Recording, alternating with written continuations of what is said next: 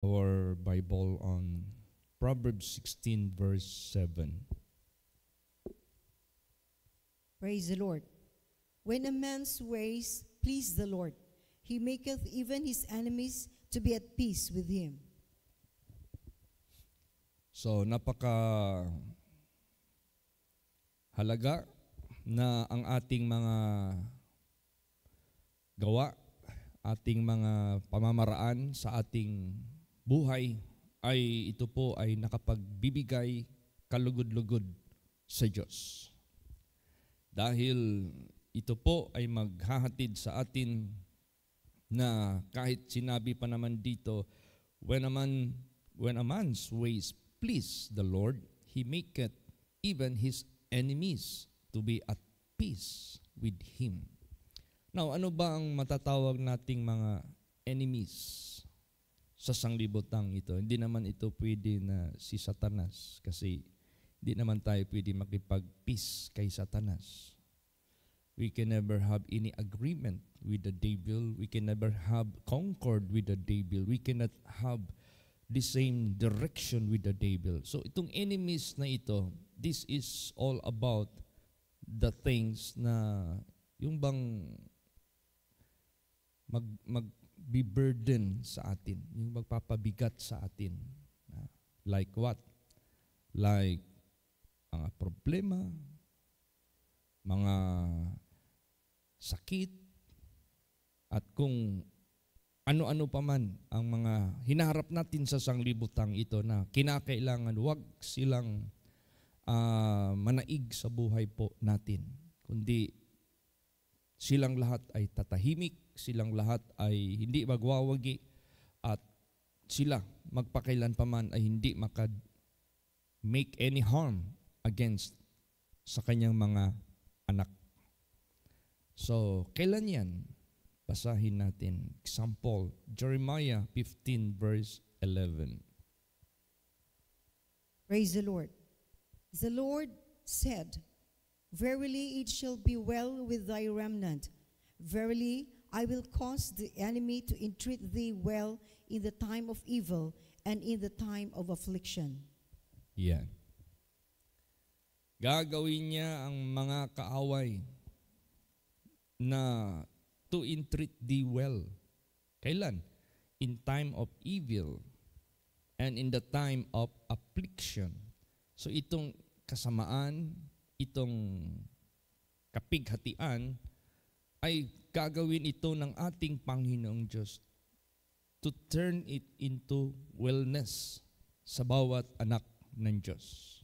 This will turn into blessing. Katulad na lang sa mga experiences sa mga anak ng Diyos dito sa Bible.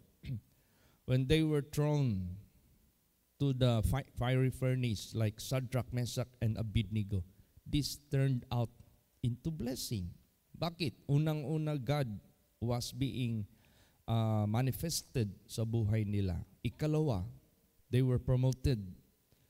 Ikatlo, their God was respected by the king. Kaya yung evil, yung affliction, turned into wellness. Praise the Lord. So, yun ang ibig sabihin ng Diyos, that if a man's ways please the Lord, he can make his enemies to be at peace with him or to be a friendly sa mga anak ng Diyos. So, ang importante dito, paano natin siya ma-please para ma-avail natin yung privilege na kahit sa affliction at evil na ating hinaharap sa buhay, this will turn into wellness. This will turn into a blessing. Paano natin siya ma-please? Isa dyan, basahin natin. 1 John 3:22.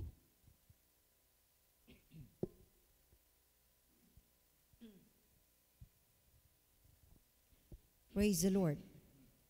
And whatsoever we ask, we receive of him, because we keep his commandments and do those things that are pleasing in his sight. Ayan. Isa dyan na makapagbigay kalugod-lugod sa buhay na Diyos na kung saan kahit anong hingiin natin sa Kanya ay ibibigay niya. Itong pag-keep ng Kanyang commandments.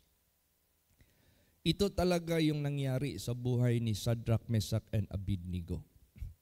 Kasi nung sila'y pinipilit ng samba at ipa-bow down sa idol or graven image or golden graven image, ang commandments ng Diyos doon, thou shalt not bow down yourself to any idols. Iningatan nila ito. They keep the commandments of God or the commandment of God pertaining that. Kahit they were threatened, no? Talagang hinulga na talaga sila. Talagang binigyan talaga sila ng ultimatum ng hari. Pag hindi kayo magbago sa isip ninyo, matutuloy talaga ang galit ng hari sa inyo na kayo ay tuluyan ng itatapon sa ng lumalagablab na apoy. Hindi pa rin sila natakot, hindi pa rin sila nasindak. Ang nasa isip nila, nasa puso nila is to keep the commandments of God rather than the commandment of man. Kung sa version pa ng mga disciples, we ought to obey God rather than man. Nung talagang fix yung decision nila, nagsalita na talaga sila, O King, buhayin man kami o patayin man kami, cause by this punishment, we shall never bow down ourselves before the graven image. Ang nasa isip nila, nasa puso nila, talagang fix. Fix ba? Hindi kayang gulatin, hindi kayang takutin sa anumang nakakatakot sa kanilang flesh. They still keep the commandments of God. Yun ang nakapag-please sa Diyos. Praise the Lord. Kaya nung tuluyan nang naggalit ang hari, talagang sinabi na niya, okay, kung ganun man, tingnan natin. Tingnan natin. Sige, initin nyo ng 7 times more yung hurno na lumalagablab ng apoy. Tingnan natin kung hindi ba sila matutunaw. O anong nangyari? Yung apoy naging friendly. Naging harmless sa mga anak ng Diyos who keep His commandments. So itong apoy na ito, nagsisimbolo ito ng mga afflictions, nagsisimbolo ito ng evil na pwedeng gawin sa ating buhay. But if we keep His commandments, this will become friendly. This will turn into blessing. Kaya nung talagang aktual na silang itinapon, alam mo anong nangyari? Kasi yung apoy, sumubra na doon sa furnace. Lumabas na ba? Exceeding na masyado yung apoy sa loob, so lumalabas na. Yung birdugo, o yung mga taong humawak sa kanila na para sila itapon doon, sila yung nasunog. Sila na nasa mismo sa loob ng apoy na lumalagablab. Hindi man lang sila nasaktan. Hindi man lang nabago yung muka nila. Hindi man lang nakapagbigay ng even 1% of pain. Wala. Kaya nung nakita ng hari at lahat ng mga audience, nagtaka sila. Sabi nila, okay, patayin na yung ilaw, patayin na yung apoy na yan. Shadrach, Meshach, Abednego, come forward. Ilalabas nila. Ang unang ginawa ng hari, inamoy. Kung nangamoy ba sila ng sunog yung mga balahibo nila. Alam mo kasi ang unang mag-amoy yung balahibo tsaka buhok. Kasi matapang yun eh. Hindi man lang nangamoy. At sabi pa nila, we notice that there is another one that is being with you. May isa na sumama sa inyo, like the Son of God. Sinamahan sila ng ating buhay na Diyos. Kaya if a man's ways please the Lord by keeping His commandments, he can make all manner of enemies attack to afflict you, to cause you to evil. They become friendly. They shall be at peace with you. They are harmless to you. Bakit? They keep the commandments of God. Praise the Lord. Kaya ito na yung gagawin natin habang nabubuhay tayo sa sanglibutang ito, habang nandito pa tayo sa sanglibutang ito. Do not stop keeping the commandments of God. Do not forget to keep the commandments of God as we walk in the life of this world. Para worthy tayo lagi at makaka-please tayo lagi sa Diyos. Basahin natin. Colossians 1 verse 10. Praise the Lord. That you might walk worthy of the Lord unto all pleasing, being fruitful in every good work, and increasing in the knowledge of God. Yan. So, lumakad tayo na worthy sa Panginoon na laging nakakabigay kalugod-lugod. How? By keeping His commandments. Tingnan mo si Daniel also. Pinapahinto siya to worship his God. Pinapahinto siya to call upon his God. He cannot stop it. That is his daily routine. That is his energy. That is his life. That is his everything. Hindi yan pwede mahiwalay. O di anong ginawa? Kahit naggawa pa ng decree ang hari na pinagawa ng mga kaaway ni Daniel, napirmahan ngayon ito within 30 days. Whosoever among your people, except you, king, will pray to his God within 30 days. Sino mang makita, itapon doon sa lion. Pakain. Anong ginawa ni Daniel? Doon sa kanyang room, he opened the window. And he showed himself praying to his God non-stop. Walang nangyari nung tinapon siya doon sa lion's den to cause him evil, to afflict him, even to kill him. Naging friendly yung mga lion na yun o lions na yun. So, lions that symbolizes that will kill you, that will afflict you, that will put you into evil, but they cannot. But rather, they will be at peace with you. Kaya ganun ka-importante yung ma-please natin ang Diyos. We walk worthy and all-pleasing and fruitful sa mata ng ating Panginoong Diyos, and also increasing in the knowledge of God. Lagi yung nabibigay dito sa preaching. Increasing, growing, brighter and brighter, stronger and stronger. Look at His people in the Bible. Greater, stronger, brighter, mightier, as they go, as they serve God. Kaya ganun ka importante ang ating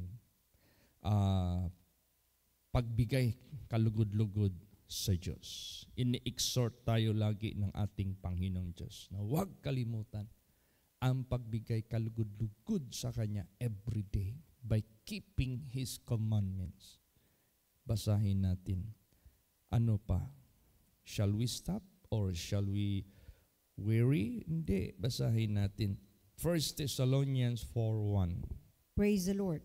Furthermore, then we beseech you, brethren, and exhort you by the Lord Jesus, that as ye have received of us how ye ought to walk and to please God, so ye would abound more and more. See? Lalo pa. Mag-abound more and more. Na lumakad tayo na pleasing sa mata ng Diyos.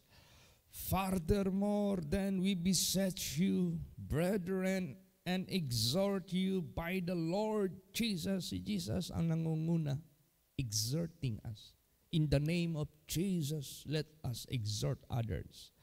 That as ye have received of us how ye ought to walk and to please God, so you would abound more and more.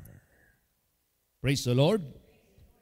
So ibig sabihin yan, God is improving us. God is making us stronger, brighter kung sa ilaw pa, wider kung sa scope of ministry, bigger kung sa mga ini-entrust niya sa atin na mga gawain. Bagang maggusto ng Diyos kasi mag-abound tayo more and more. Never ending. Hindi nahihinto. But this is growing. At para saan ito? Alalahanin natin, when Shadrach, Meshach, Abednego obeyed the commandments of God and are punished with that fire through fiery furnace, God was glorified. God was praised. God was exalted. God was manifested. Kaya nag-declare yung hari. There is no such God as the God of these young men. From now on, I will make a decree. No one will speak against to their God, or else you will be chopped into many pieces, and your house will become dunghill. Tingnan mo, na manifest ang Diyos, na glorify ang Diyos sa kanilang pagbigay kalugod-lugod sa Diyos. So ganun din sa buhay natin. This is not tayo ang makilala, this is not tayo ang sisikat. No. To give honor and glory to the Master whom we serve. To give the glory and the honor and the praise to Him whom we serve. Basahin natin. Hebrews 13:21. Praise the Lord. Make you perfect in every good work to do His will, working in you that which is well-pleasing in His sight, through Jesus Christ, to whom be glory forever and ever. Yan. Sinasakdal tayo sa bawat mabubuting gawa para gawin yung kanyang kagustuhan, yung kanyang kalooban, yung kanyang kinakalugdan. Working in you that which is well-pleasing in His sight. Yung makapagbibigay talaga kalugod-lugod sa Kanya. Through Jesus Christ, to whom be glory forever and ever. It is Jesus that is our Master. It is Jesus is our Lord. It is Jesus whom we honor and whom we serve. Siya yung nangunguna sa atin. That forever and ever, glory will be given to Him. And honor. So, don't forget, you want to please God, keep His commandments. Another to please God, and that is which pleasing to God. Basahin natin. Hebrews 13:16. Praise the Lord. But to do good and to communicate, forget not, for with such sacrifices God is well pleased. Yan. Isa na yan na makapagbigay ka lugod-lugod sa Diyos. After you have done, after you keep His commandments, then there are more works to do. You communicate. Do good. So ito na yung happy sharing natin program. This is how we communicate. This is how we do good to our ministry. And this is well-pleasing. such sacrifices, God is well pleased. Kaya, do not forget. So, pasalamat ako sa Diyos na last Sunday, gumawa tayo ng ating pledges sa kaya nating maibibigay monthly. Umabot ng 7 plus? Oh, imagine. 7K monthly that we could endorse to the happy sharing budget para ito i-share. So do not forget that. Do not forget to do good. Do not forget to communicate.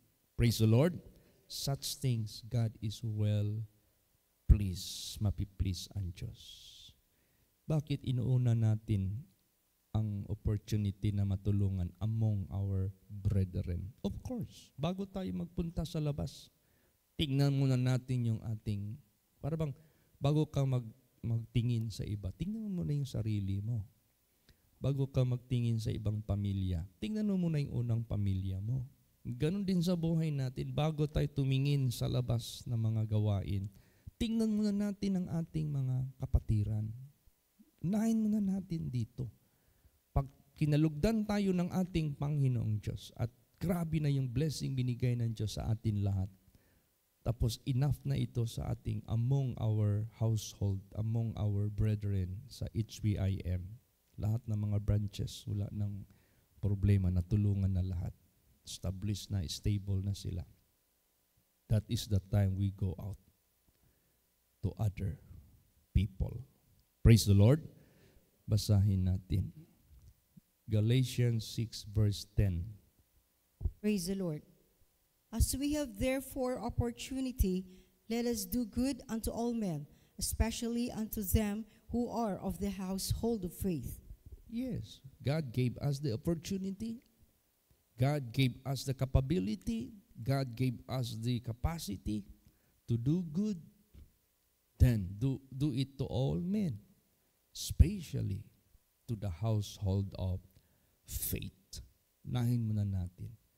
And that after that, we can do it to all men, sa lahat ng mga tao. Alam mo, minsan, yung mga karamihan na nagdi-disguise na mga as angels of God, hindi sa taga-atin, mga strangers. Praise the Lord. Kaya we should not also forget to help the strangers. Sometimes, they disguise. Sometimes, they are really angels of God. Alam mo, may nangyari sa isang lugar na bago nangyari yung flash flood sa lugar na yan, kasi tabing ilog yung mga bahay doon, meron daw matandang lalaki na pumunta doon. Uhaw na uhaw siya. Sabi niya, maawa naman kayo sa akin. Gutom na gutom ako, tsaka uhaw na uhaw ako. Yung mga bahay doon, giitsapwera siya. Hey, walang pagkain dito, kahit may pagkain sila. Mayas ka. Disturbo ka lang. Ilang bahay doon napuntahan niya, puro neglect. May bahay doon na nag-welcome sa kanya. Nagpakain sa kanya. Yung pala angel of God. Dumating ang panahon. Nag-flash flood. Lahat ng bahay doon na nag-refuse sa kanya. Lunod pati mga tao. Yun lang nag-iisang bahay na nagpakain sa kanya. Yun lang naiwan. Ligtas. Kaya, be careful of entertaining strangers. They might be angel of God. Basahin natin. Hebrews 13, 1 and 2. Praise the Lord. Let brotherly love continue. Be not forgetful to entertain strangers, for thereby some have entertained angels unawares. Yes, hindi nila alam. Angel of God pala yun. Nag-disguise lang ng mahirap. Nag-disguise lang na stranger. As they entertain it well, yung pala, sugo ng Diyos to save, to bless the people of the world. Kaya, ganon. Kaya importante ilagay natin sa isip, please God by keeping His commandments. Please God by communicating and do good to others and to all men. Isa na testimony sa isang tao dito sa Bible na bigla na lang siyang nawala. Not because he was missing, he was killed. Hindi katulad nung nangyari dyan sa Pampanga, Tarlac. Merong Israelite na nakapag-girlfriend ng taga Pampanga na isang beauty pageant. Maganda yan kasi beauty pageant kayo. So sa kanilang buhay, may plano na sila. Mag-establish siguro. May plano sila magpakasal sa future. Nagkapag-transact sila sa isang lupa na para bang nagbigay siya ng pera dahil giprenda. Ngayon, gusto nang kunin nila. Alam mo, na-missing sila. Sinunog yung sasakyan nila. Na-missing sila. 2 weeks hinahanap. Ay, alam mo, kung sa salita pa, walang utot na hindi mangamoy. Saan mo man ilibing yung tao, mangamoy talaga yan. Naamoy man doon sa isang quarry. Gitrace up, doon sila inilibing. Nakita. Nung sila ay gi-examine yung katawan nila, identified sila talaga. Tapos may mga tamang bala. So ang ano ngayon, binaril sila doon sa loob ng sasakyan nila. Sinunog yung sasakyan para walang trace. Inilibing sila para walang, di makita, pero lumabas talaga. Nahuli na yung mga suspect na involved sa transaction na yan. They are the prime suspect. See? Walang matago. Kaya sa buhay natin, gawin natin ang what is pleasing in the eyes of God. Para sa ganon, ano mang mangyari sa buhay natin, kung mawala man tayo sa sanglibutang ito na hindi tayo naburol, hindi tayo namatay, bigla lang tayo nawala. Yung nangyari kay Enoch, biglang nawala. Kasi he pleased God. Praise the Lord. Basahin natin yan.